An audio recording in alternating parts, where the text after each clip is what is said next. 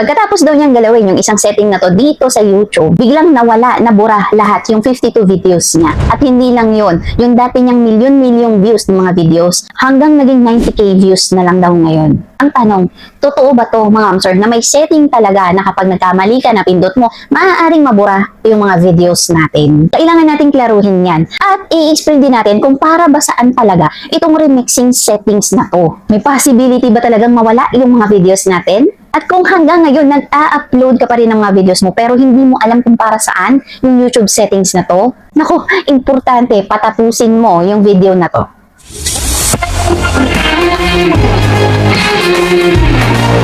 Long videos or shorts videos ka man nag-a-upload, mahalaga po na maintindihan natin yung YouTube settings na to. Dahil may mga creators pala na nagkakaroon ng maling interpretasyon. So sometimes hindi talaga si YouTube yung problema. Ang problema, yung pagkakaintindi natin ng mga bagay-bagay dito sa platform. Okay mga mamsor, diretso na tayo. Puntahan natin ngayon yung settings na to. So sabi ko nga sa inyo, kapag mag-a-upload kayo, makikita nyo yung settings na to. So dyan makikita ninyo may tatlong option. First is allow video and audio remixing. Pangalawa, allow only audio remixing. And lastly, pangatlo, don't allow remixing. At yung settings na to, available siya sa shorts at long form videos. While sa shorts naman, mapapansin nyo, dalawa lang yung choices.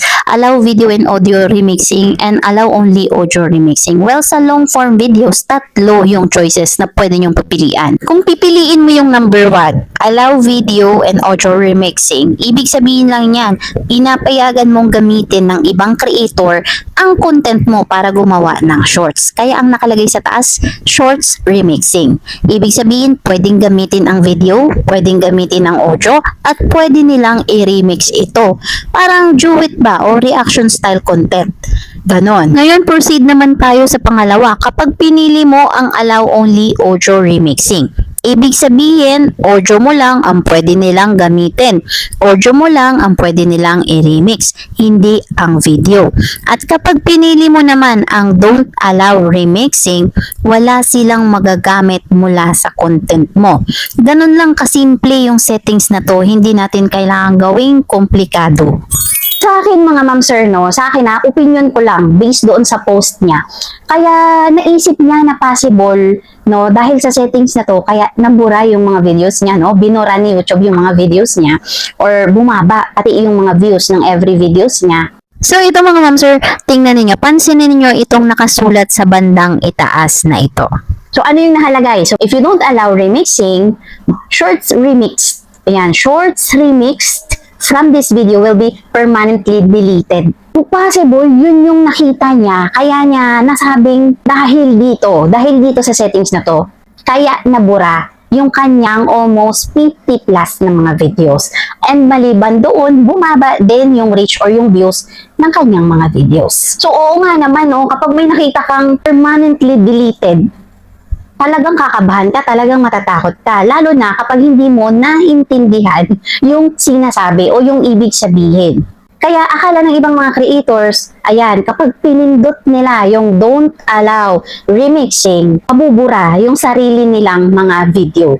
Pero hindi po yun yung sinasabi ng YouTube settings na to. Kung iintindihin natin yung nakasulat. Sabi kasi, di ba, if you don't allow remixing, shorts remixed from this video will be permanently deleted. Walang sinabing your shorts videos. Para sa akin mga mamsir, sa opinion ko ang tinutukoy nito ay yung mga shorts videos na ginawa ng ibang mga creator at ginamit yung content mo.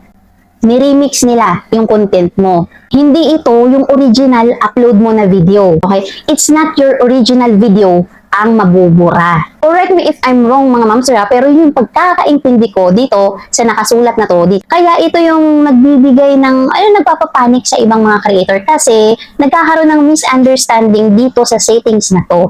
Marami kasi mga creators yung pindot lang ng pindot pero hindi napapansin yung detalye na yon.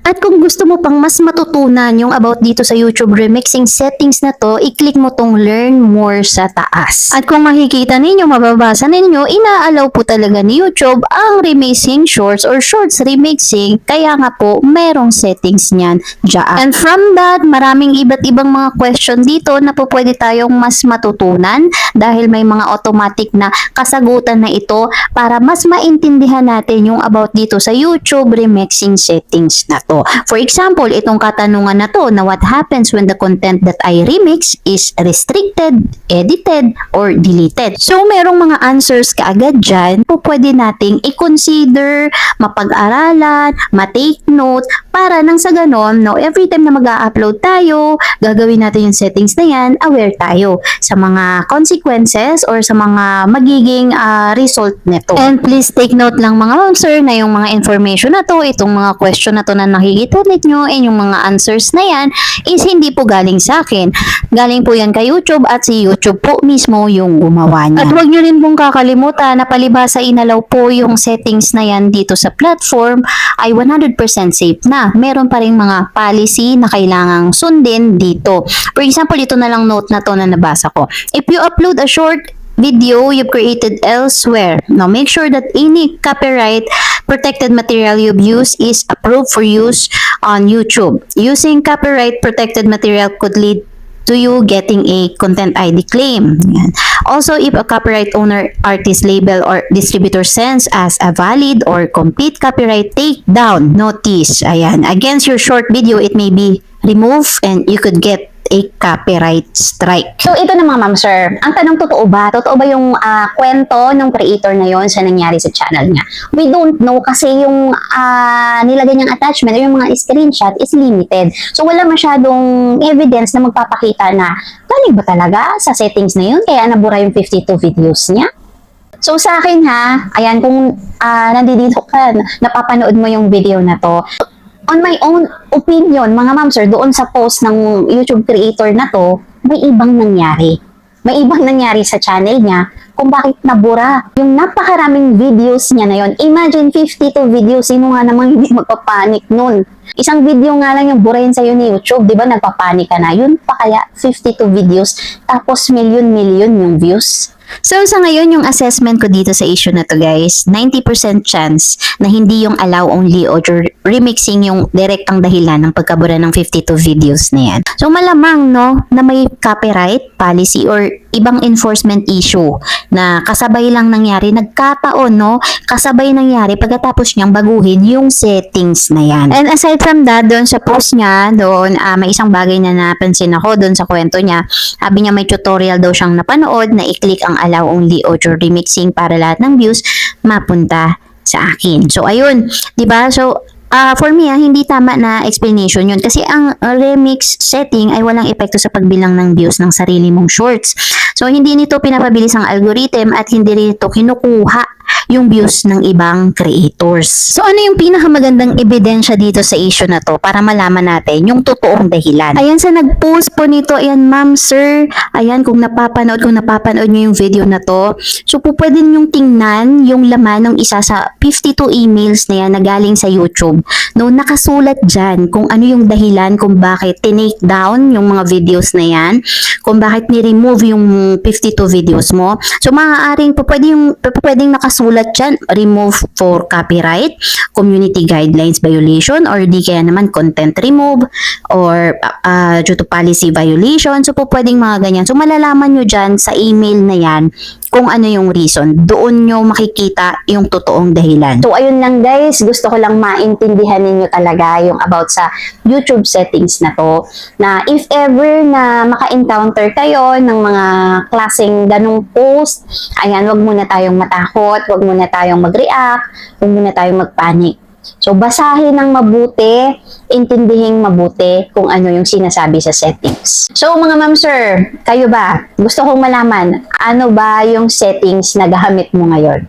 So, ayan mga sir, for that creator naman na nag-post nito, thank you din sa'yo. At least maraming mga kasamahan natin yung maliliwanagan kung para saan ba talaga yung settings na to.